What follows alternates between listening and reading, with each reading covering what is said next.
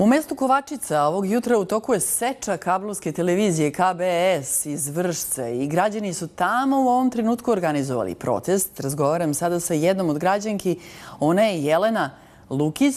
Samo da vidimo Jelenu. Dakle, Jelena, hajde nam objasnite kako to, ko je došao, kako seče kablovsku televiziju i zašto?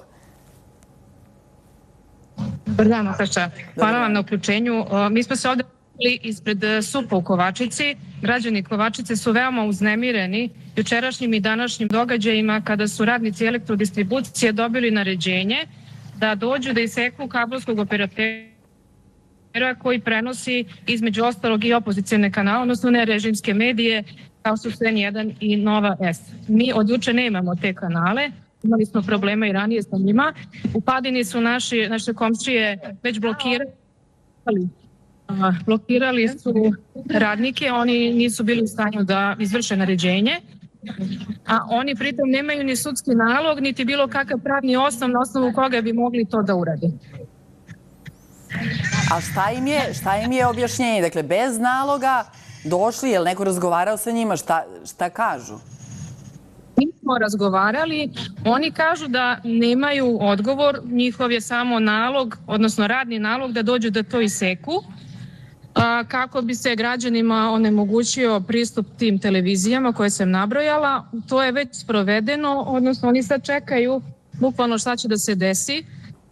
Znači, oni ljudi nisu krivi, to su radnici. Nemaju pravni osnov, taj operator je KDS Vršac. I oni imaju izmirene sve obaveze do kraja godine. Oni nemaju ni jedan, kako da kažem, osnov pravni zbog koga bi bili. Da, ali osim N1 i Nove, to je još nešto. Dakle, ovaj kablovski operator ima i slovačke kanale. I onda je i to pitanje, koliko građana ostaje uskraćeno. Da. Tako je, upravo to.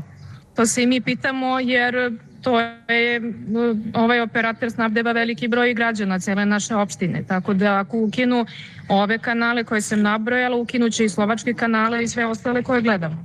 A kojima nemamo pristup preko drugih nekih operatera. I kako sam shvatila, cilj je da svi imamo Telekom. Cilj je Telekom, pa da. A kakva je atmosfera tu? Hoće li uspeti u tom cilju? Dakle, koliko je vas, šta je vama plan uopšte danas?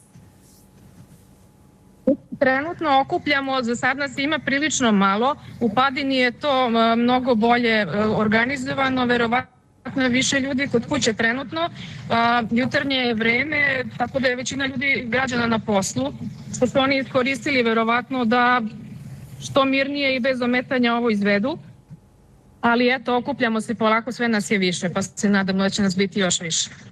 Jelena, hvala vam što ste se uključili u novi dan. N1 će biti sa vama i danas pratit ćemo situaciju u Kovačici. Razgovarala sam sa Jelenom Lukić, dakle u Kovačici seku kablovske kanale. Kako je rekla naša sagovornica, cilj je da dođe Telekom, a meta su naravno N1 i Nova.